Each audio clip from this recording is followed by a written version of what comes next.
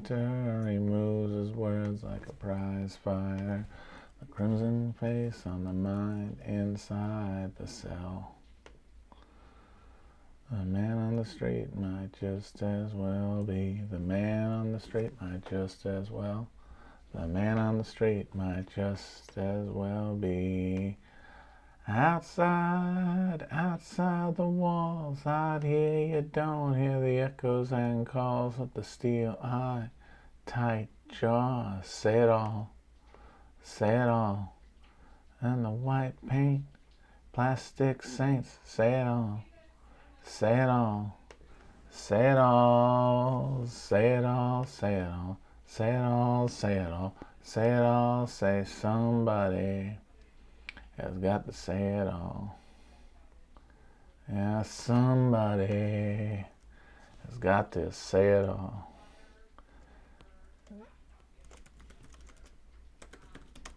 I'm so nervous, I'm so tense, I have to forget about this self-defense. I just want that my breath comes fast. I thumb the cool blade, but I know this can't last. I thumb the cool blade, and I know this can't last. Outside, outside the wall, out here you don't hear the echoes and calls, but the steel eye, tight jaw. Say it all, say it all. At the white paint, plastic saints. Say it all, say it all, say it all, say it all, say it all, say it all, say it all, say it all. Say somebody has got to say it all. Somebody has got to say it all.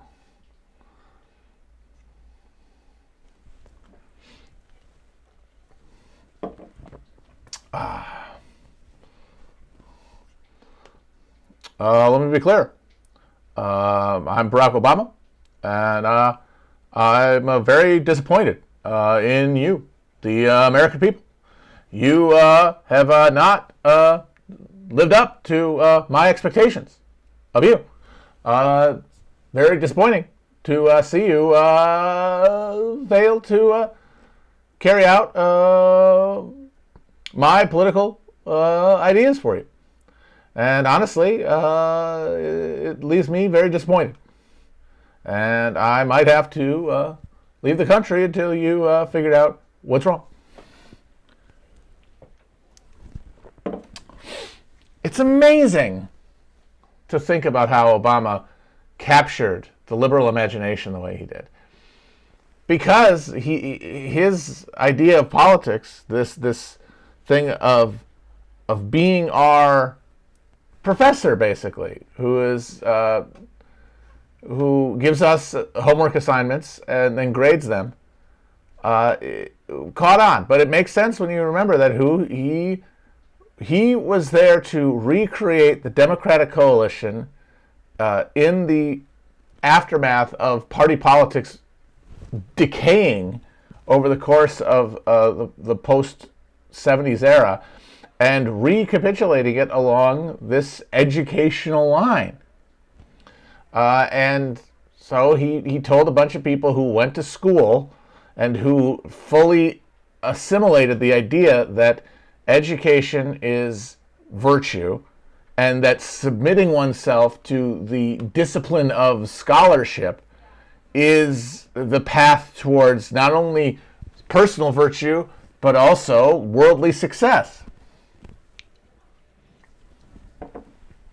And so you got this guy in the White House during 8 years of crisis that never ended, who was able to somehow convince a huge percentage of people who had elected him thinking that he was going to be the vanguard of political change, that it was actually their fault that nothing got better. Because it was up to them to do the homework, which meant voting for Democrats all the time. And the funny thing is the ones who loved it the most did vote for Democrats. But the people who don't give a shit about making the teacher happy, which is most regular people, were less assiduous more likely to just tune it out. And Obama blames them, and then the people who did vote every time also blame them. And then more than they blame him, they blame themselves for failing to engage their fellow citizens well enough. It's kind of amazing. I agree that Polar is better than LaCroix. It's just LaCroix is what was near at hand at the store. Yeah, that's the thing. There's no Polar. Polar is absolutely the GOAT. Sadly, no Polar here. I was a Polar devotee. And it's, in retrospect, it's incredibly predictable and in fact inevitable that the antithesis to Obama's idea of governing would be someone whose pitch was fuck school, fuck the professor, fuck the teacher, fuck classes, fuck grades, fuck homework.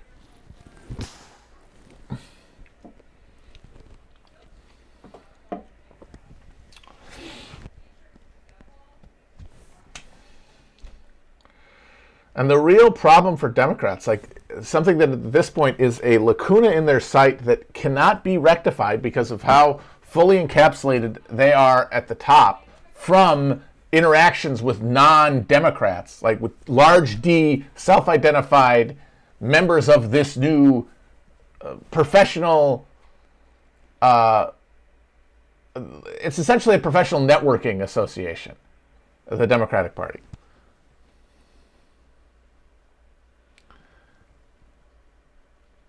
They think that they imagine appeals and they imagine politics by pointing towards these ideas of wanting to please an imagined teacher somewhere.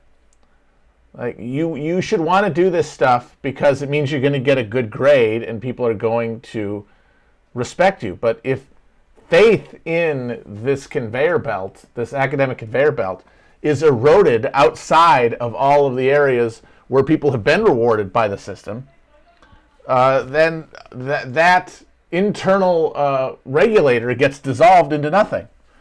And so you've got a situation where they just are incapable of appealing to anybody.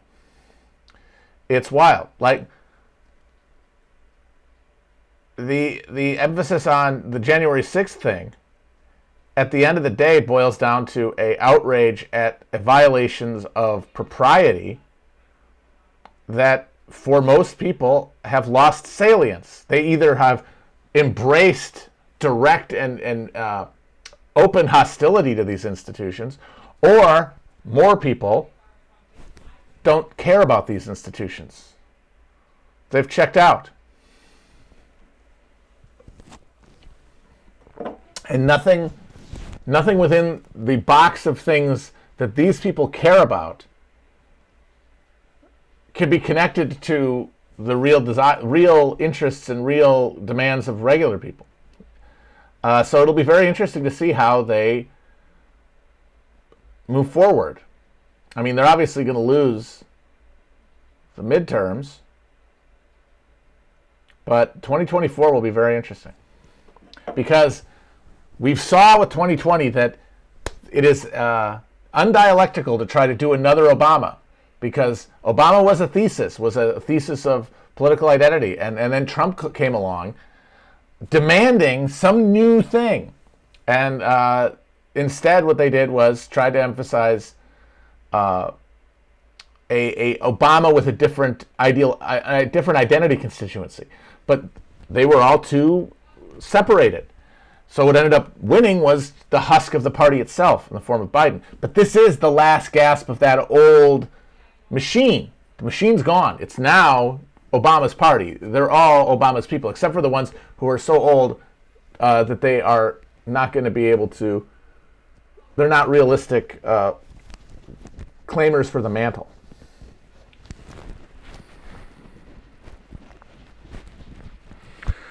It'll be interesting.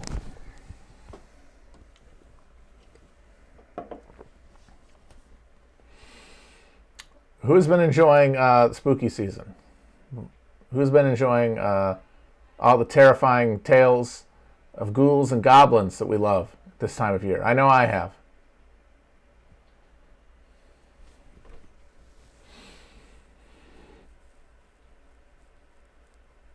I've watched a bunch of horror films this month. None of them really stood out as great, I gotta say. Let me see if there's anything here that's more than mediocre.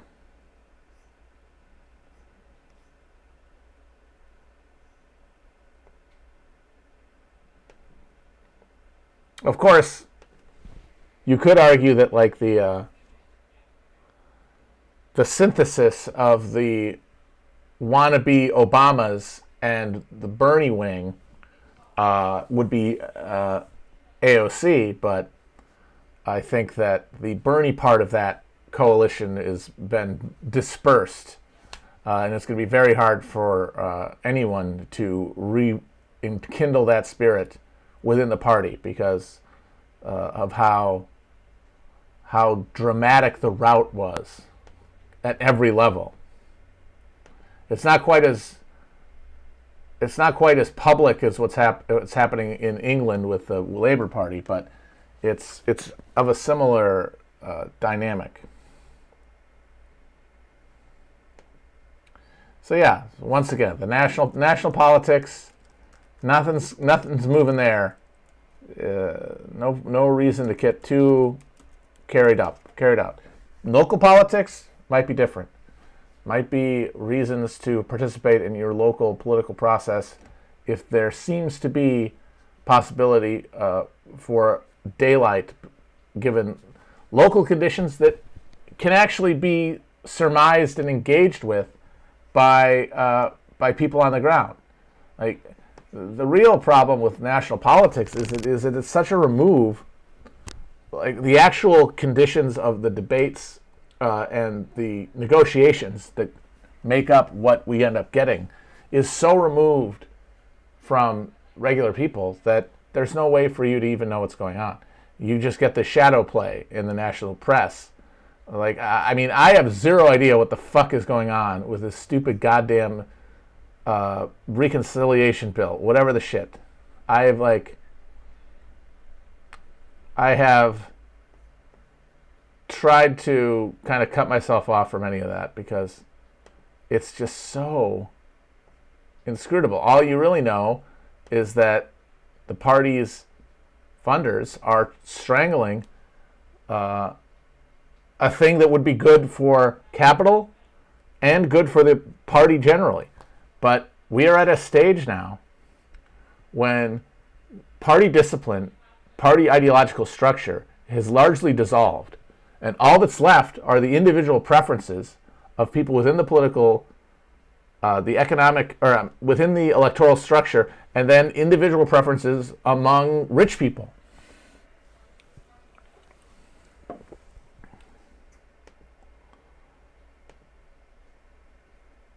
So the system is now gotten to the point where it's incapable of addressing real addressable and direct crisis within it.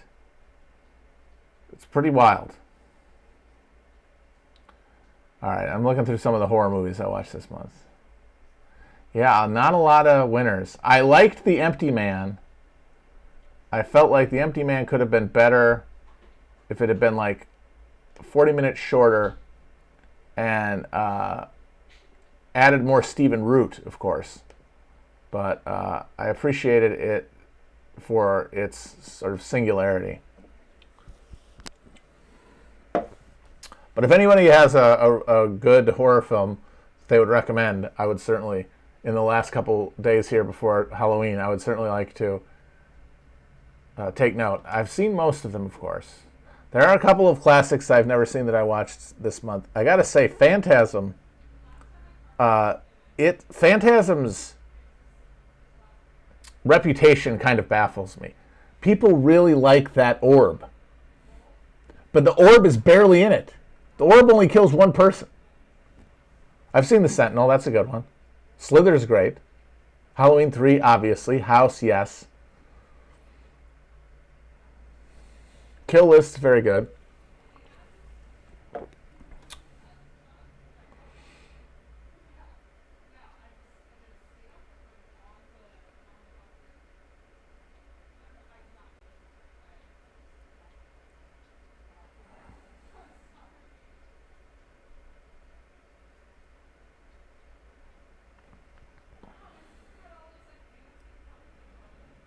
I'm always a sucker for horror anthologies,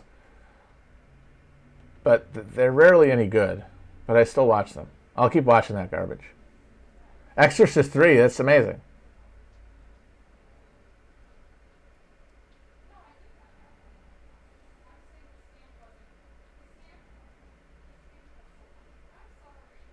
Creepshow is not only a great movie, a great horror movie. Creepshow is one of the best comic book adaptations of all time because it's inspired by the EC Tales from the Crypt style comic books, and it actually does attempt to mimic the experience of reading one of those comics.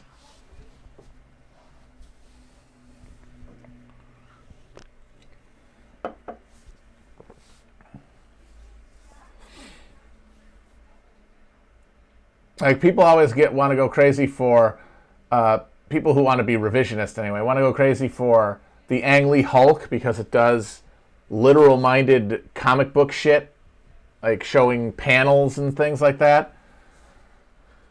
Creepshow did it first and better, IMO.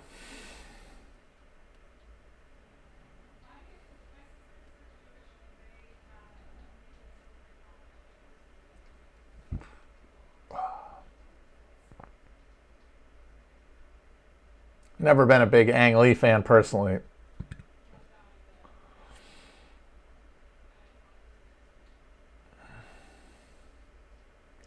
Okay, so Phantasm 2's got more orb. Because I was shocked by the lack of orb action. I did appreciate that it has clearly, the concept is it's a dream. Like, the whole movie is a dream instead of just a series of, like, a few dream sequences within a reality. But that kind of made me wish there'd been like a more weird shit. It feels like it's kind of stuck in a middle gear that not enough orb.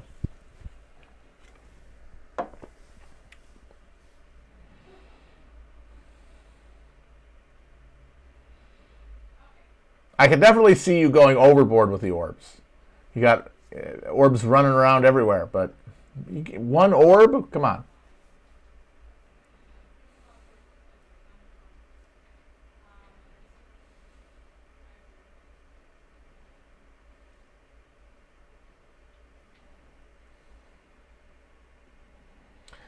And I do feel like we could honestly bring back Phantasm now because the inherent sinister nature of the orb as a concept has more. I think we're more aware of it now than ever before. We know now in a way that we didn't before that orbs are evil.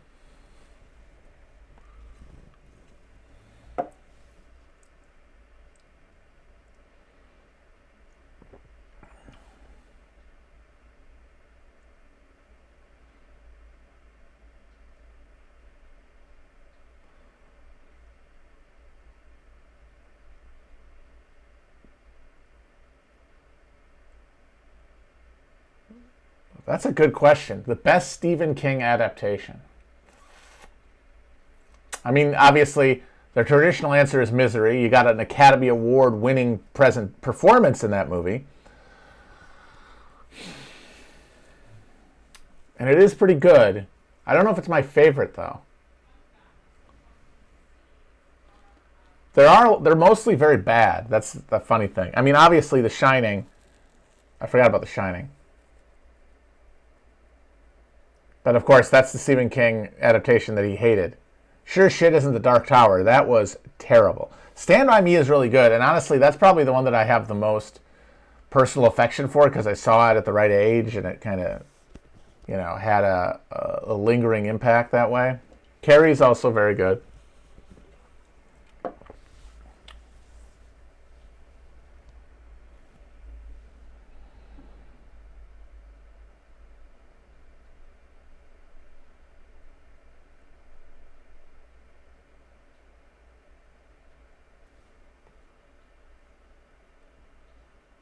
I'm an island boy, I'm an island boy. Okay, Dune. So I saw Dune, and I am not a Dune fanatic. I've read the first book a couple years ago. I honestly read it just because Will and Felix kept talking about it, and I wanted to make sense of what their jabberings were. And the prose is really off-puttingly terrible, but the world building was top-notch and very interesting. But I never read any of the rest of it. And I've seen the Lynch version, so it's like I'm aware of Dune. I've got Dune context, but I'm not a Dune head. So I go in to watch the movie, and it's the one thing that's kind of annoying is I really wish I could have brainwiped my understanding, my cultural concept of Dune before I watched it. And just go in without knowing what Dune was at all. Because my suspicion is that it doesn't hold together as a movie if you don't have any context. Maybe that's wrong, but there just seems so much in it that is gesturing towards things that they're allowing your context from your extra textual context to do the work for.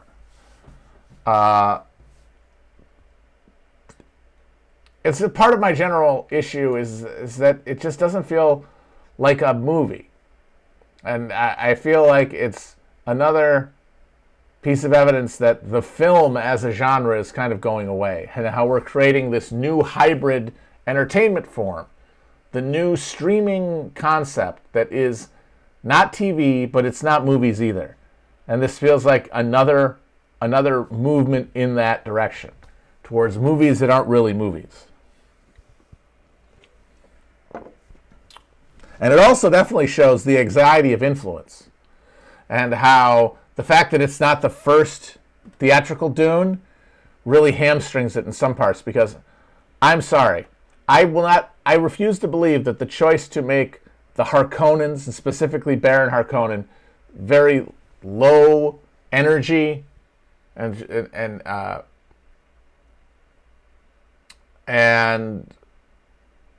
understated, is not just dictated by the fact that the Baron in Lynch's Dune is over the top and theatrical. Like, they had to go small because that one had gone big. But that's the wrong choice. Fuck that other movie. That character and I would argue the fucking the movie itself demands some sort of splashes of color. And there are a few like really striking images in it, like the Sardaukar planet, where they got a bunch of people getting bled out for ritual ceremony, and there's a dude doing Mongolian throat singing, and it's like, goddamn. There's a few moments like that, but for the most part, there's a refusal to build within a scene a narrative. And then, of course, there's a failure to build a full narrative out of the story itself.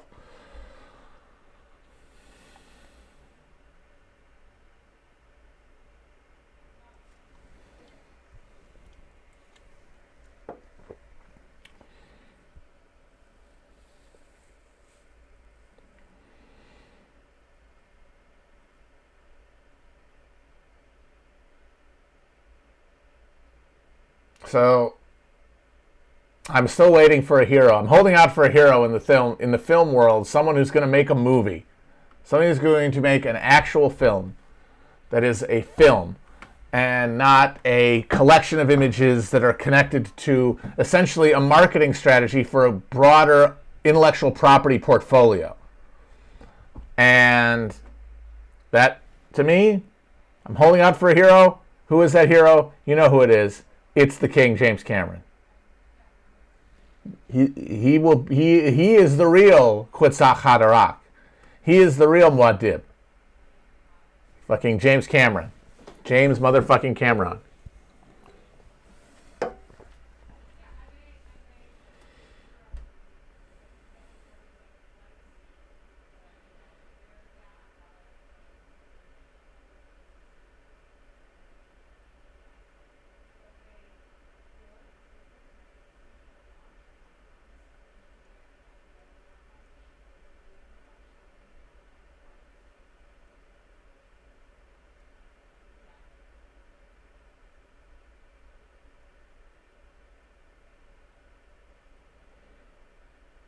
Now you're saying, oh, he's going to make 5 more Avatar movies.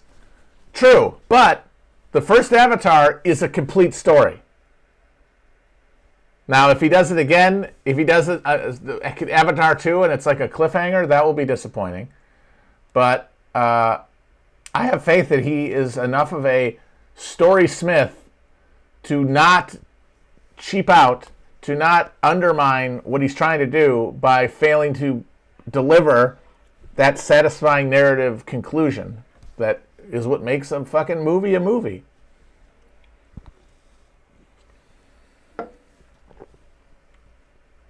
We'll see.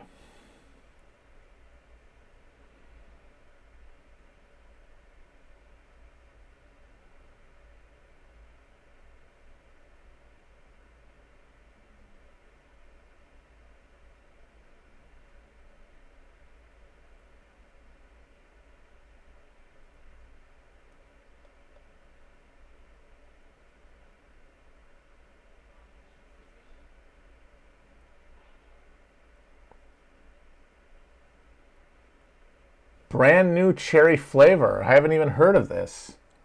Interesting. It's spooktacular? Is it spooktacular?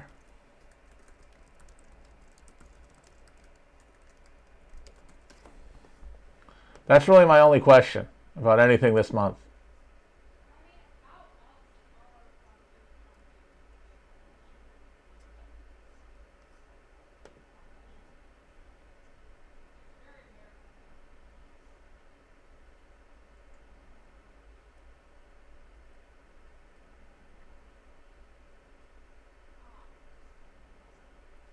Oh, it's a series. Yeah, more non-films.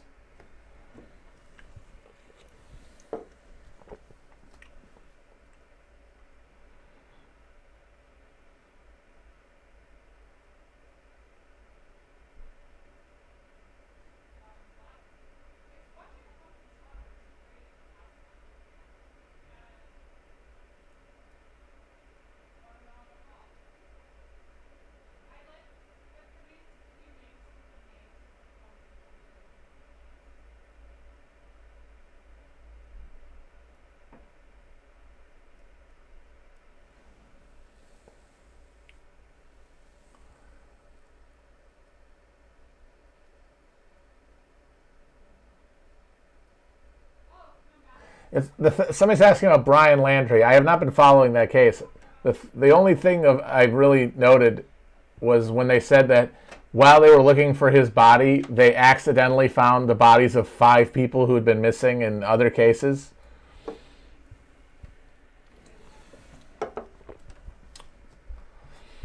Makes me wonder why you just don't have more Law and Order style things where people just uncover corpses all the time. Maybe they do.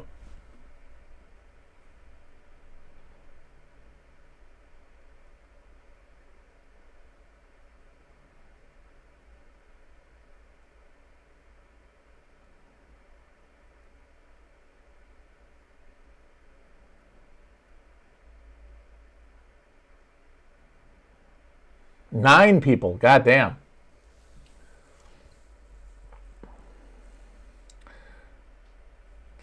Is that going to make a new trend? People going out in groups to see if they can find a dead body? I mean, people love the true crime. People are gonna have to start making their own true crime so that they can keep the content going. So just run around until you find a corpse.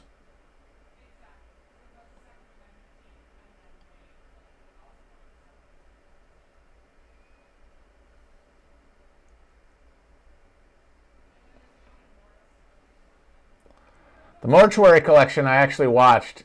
Not very good, but Clancy Brown was great. Love to see Clancy Brown in things.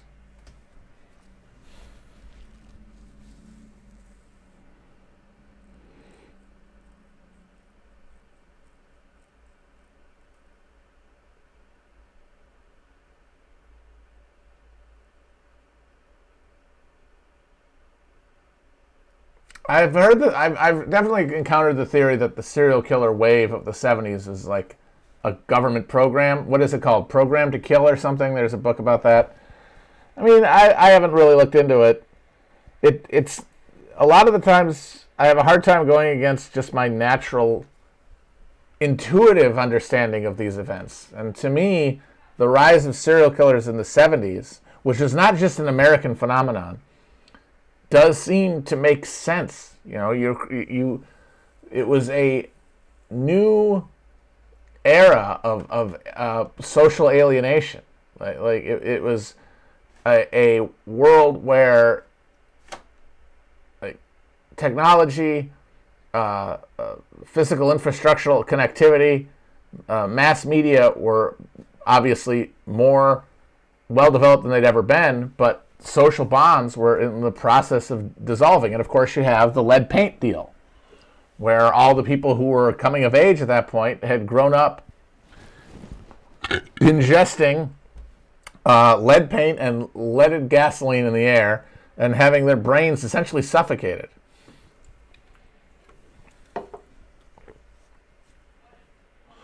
Why are they always so close to military bases? I mean, where isn't close to military bases? How would you even be a serial killer not near a military base in this fucking country?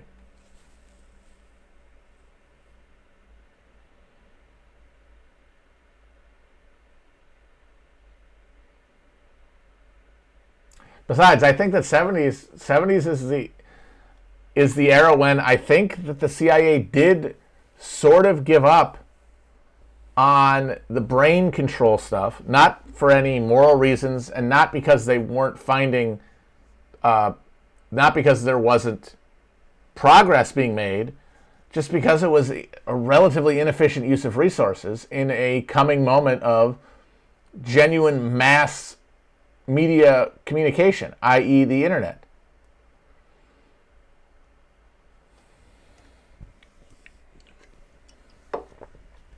Yeah, exactly. Like, why do you need to control individual brains, which is labor-intensive and highly volatile and unpredictable, when you can create hegemonic cultural concepts that are dispersed through a allegedly horizontal communication structure like the internet, and then have them just metastasize through the culture.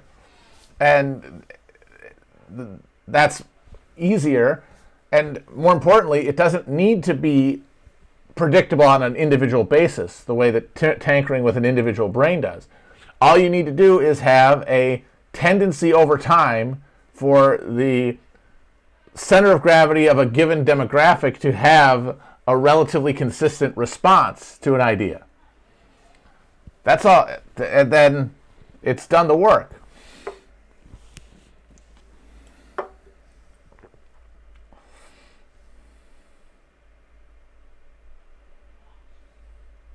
Oh, man. Kingo. We love Kingo, folks. Don't we love him? Kingo. We love Kingo. We love all the Kingos. I will not be seeing The Eternals in theater, even though it does look like a pretty hilarious train wreck. I will see it eventually for sure. I'm rooting against it very strongly. Because if they can sell us that, if they can create a fake, if they can pump up an IP like that, hey, Druig! You guys love Druig! A favorite character, Druig! Then what are we even doing here as consumers? Like, even our consumer identity, our consumer autonomy has been transcended. Which, I mean, that's going to happen inevitably. I would just prefer it to not have already happened.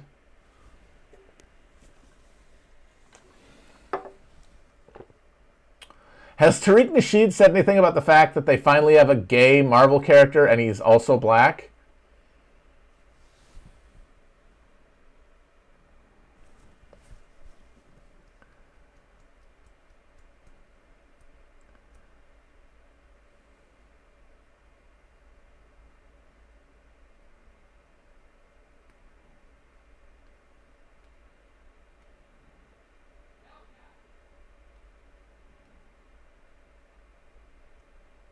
I mean, Guardians of the Galaxy was sort of the same thing, but at least it had, that was Chris Pratt when he was coming out as a big movie star before he wore out his welcome, and it was also, well, the MCU was in its flower. Like at this point, we've literally, I mean, we've gotten to this is the post Endgame Marvel MCU. What is this, Phase 3 or Phase 4 they call it? So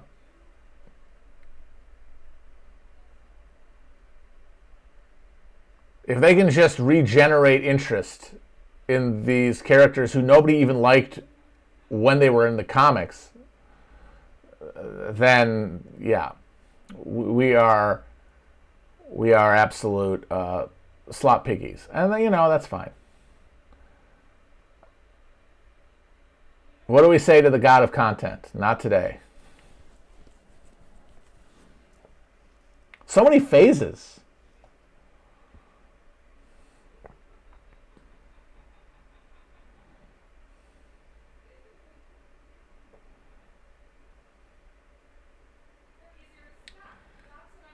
Kingo and Druid, guys.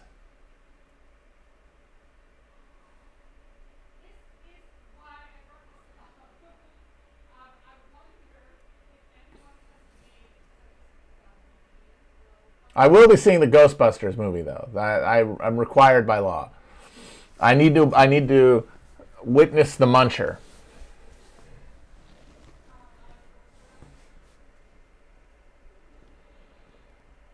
I think the real solution to all these questions of content is probably no more content. Like, there's enough stuff that's been made that everybody, even if people still love content, could go back and watch a bunch of it that they've never seen before and not run out anytime soon. So maybe that's the key. Maybe we should just stop it. Just get no more content at all. If only there was a content shortage. The supply chain of content has not yet been distributed. In fact, the supply chain of content is going to go into overdrive to compensate for the lack of supplies otherwise, which is why the prospect of an IATSE strike is pretty intriguing, because you might actually get a crink in the nozzle of the content hose. And imagine, like, what are the Marvel people supposed to do if you tell them no more Marvel content?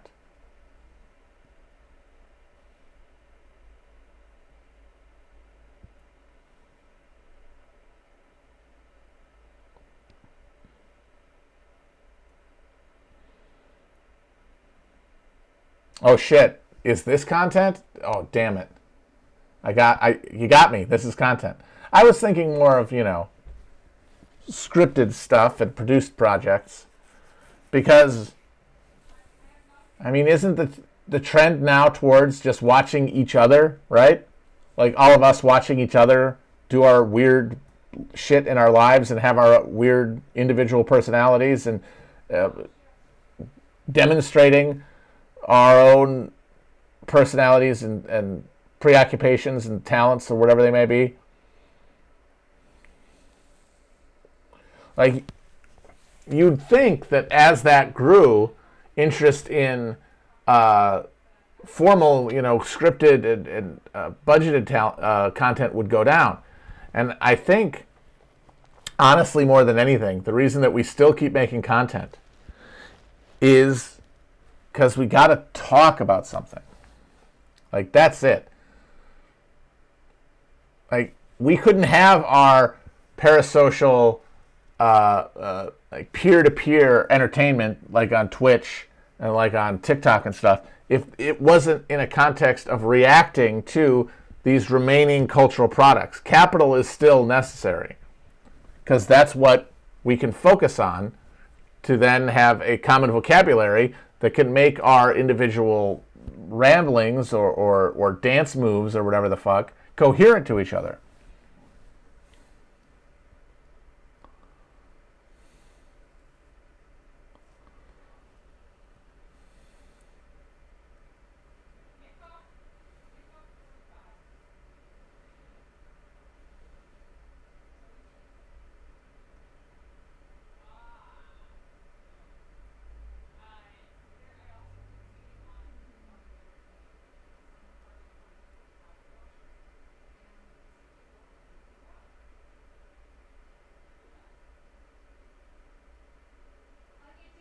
People are talking about soccer.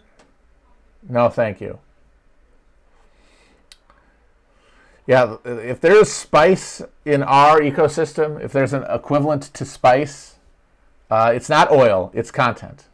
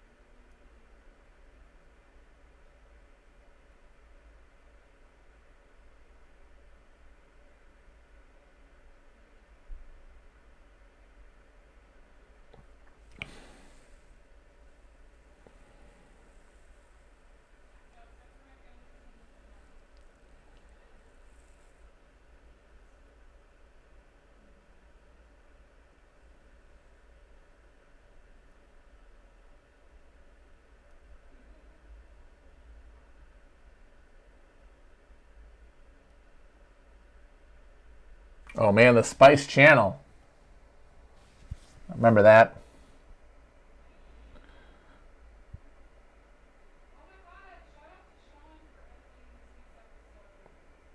I was thinking about Cinemax, how it's still around and how it really doesn't have an identity now. They should really just be the softcore porn channel. And you might think, well, why would anybody watch that? I honestly think once you have been able to consume all types of perversions, which anybody who has an internet connection can do, at a certain point, you have to curate your filth, or else it doesn't mean anything.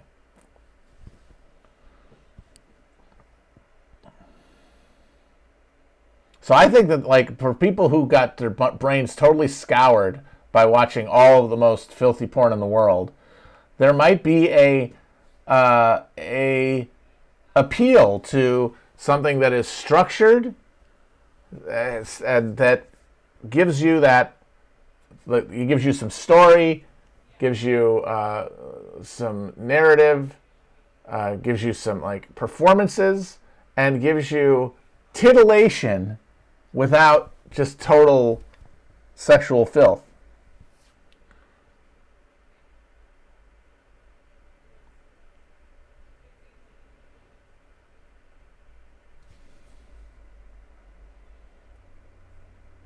So I think like that is an instinct that I think a lot of people have, and if there was a formal space where you could engage with such content, I think people would like it.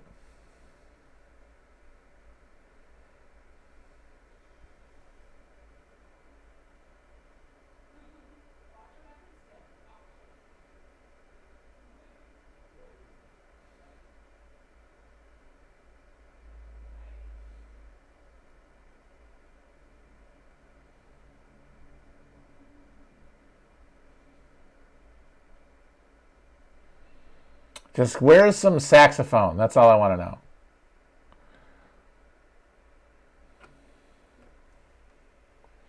That's a good, I mean, people have pointed that out. Someone says, and I have said, like, there's no sex in movies anymore. And it's because if you want to watch sex, you can just go on the internet and find it anywhere. And so you get this weird bifurcation where we're reinforcing a separation between mainstream entertainment and sexuality, because we have this whole mirror industry, this mirror content mill, which is an interesting splintering of the atoms, because for a while in the 60s and 70s, you had a situation where mainstream and erotic entertainment were melding, were merging. And you had the, to me, still baffling but real phenomenon in the 70s of regular middle-class Americans going to their local movie theater and sitting down next to their dentists to watch pornos produced by the mafia. But then, of course, the home entertainment industry developed, and it broke it. It's tough to talk about because it does drain human agency so much, and it does make things feel programmatic, but it's hard to deny the role of technology over any other consideration in shifting culture, shifting cultural expectations. Like we can look back at like, oh, people used to do this and now they do this, and we can tell a story where these are choices people are making collectively and individually to prefer one thing over another. But what's often happening is that technology is changing and structuring our lives in a way that makes us have to adapt, and then after we've adapted, tell ourselves a story about why we chose to do that, when in reality we didn't really choose anything.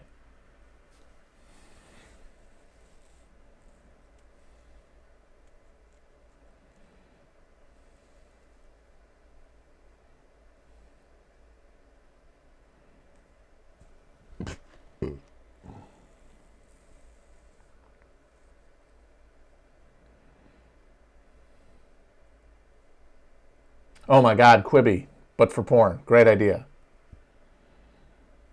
Because like you don't need more than 10 minutes anyway. No, the sociological and technological are not mutually exclusive, but nothing is mutually exclusive. There's only one thing. All dualisms are fraudulent and wrong, but there are directions of energy. There's an arrow. Like you can sketch out most dynamics between things like technology and sociology and within the human mind and in an economy and in a political system. You can sketch out a three-dimensional model of the thing that embraces the holistic nature of it. But there still has to be arrows. There still have to be arrows within it pointing where the from which to the other the sequencing starts, like what the unmoved mover is, which of course starts off somewhere else in a different, discretely packed cultural and human structure.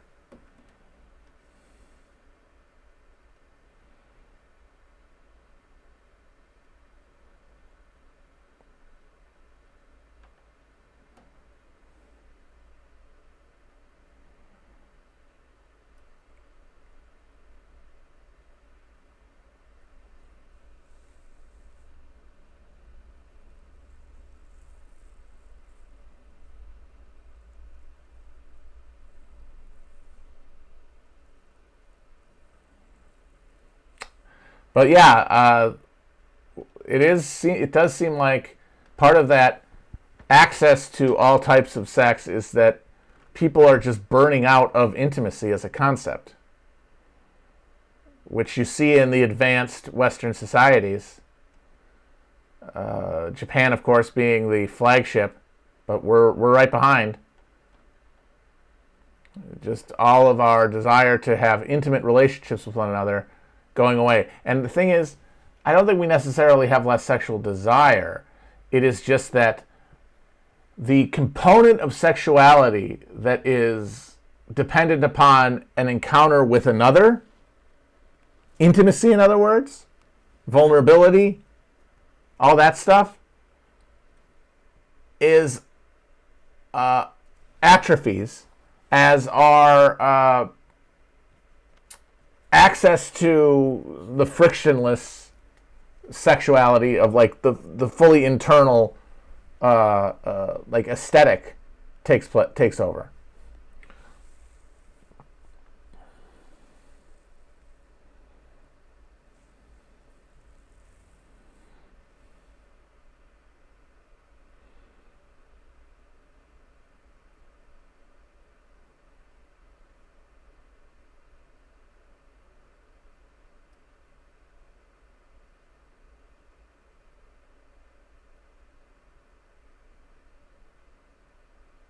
And again, this is not something that people are necessarily choosing, but it is being enforced on them, a life that is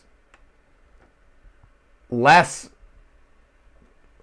filled with opportunities for intimacy, which doesn't afford human interactions, where human interactions are rarer, therefore more fraught, more potentially traumatic.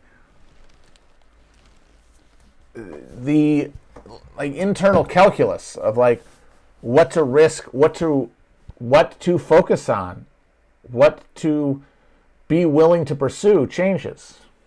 And it's even as it is embraced by a person as their idea, it is also being imposed on them externally in a way that they're often only marginally aware of.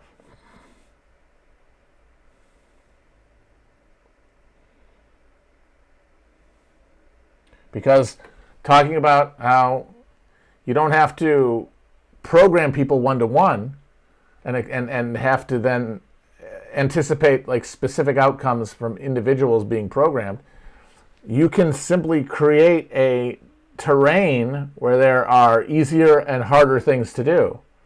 And more people are going to do easier things, because doing harder things requires a greater conviction to do them.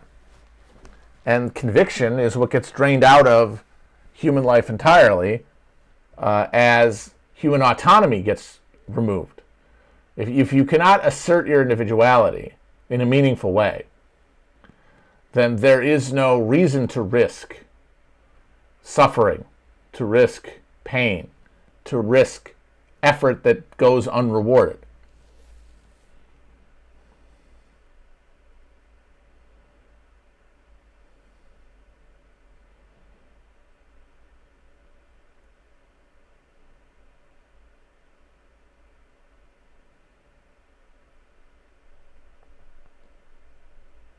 Of course, the cosmic joke of it and the essential paradox is that the only way that modern humans, the kind that we are, can actually affect our world and feel like we are in charge of something and that our decisions have stakes and meaning is if we collaborate, is if we act collectively.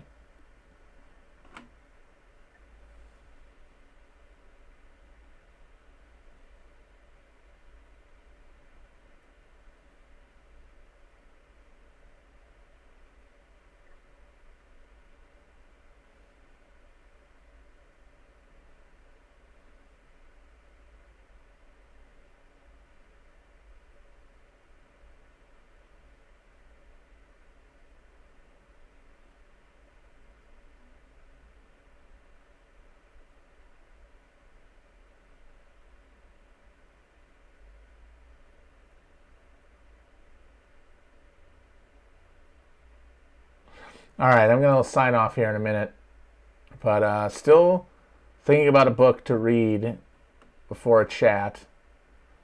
Not yet sure.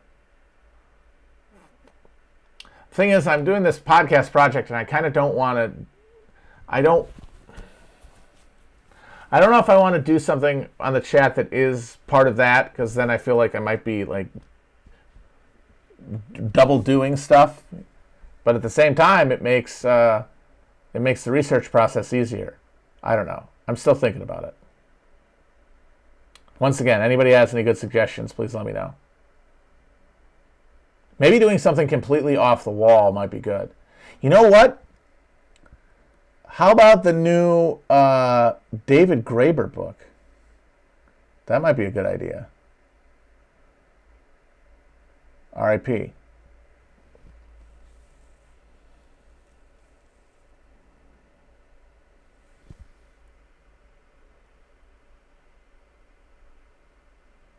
All right. Well, I'll think about it. Talk to you guys and gals soon. Bye-bye.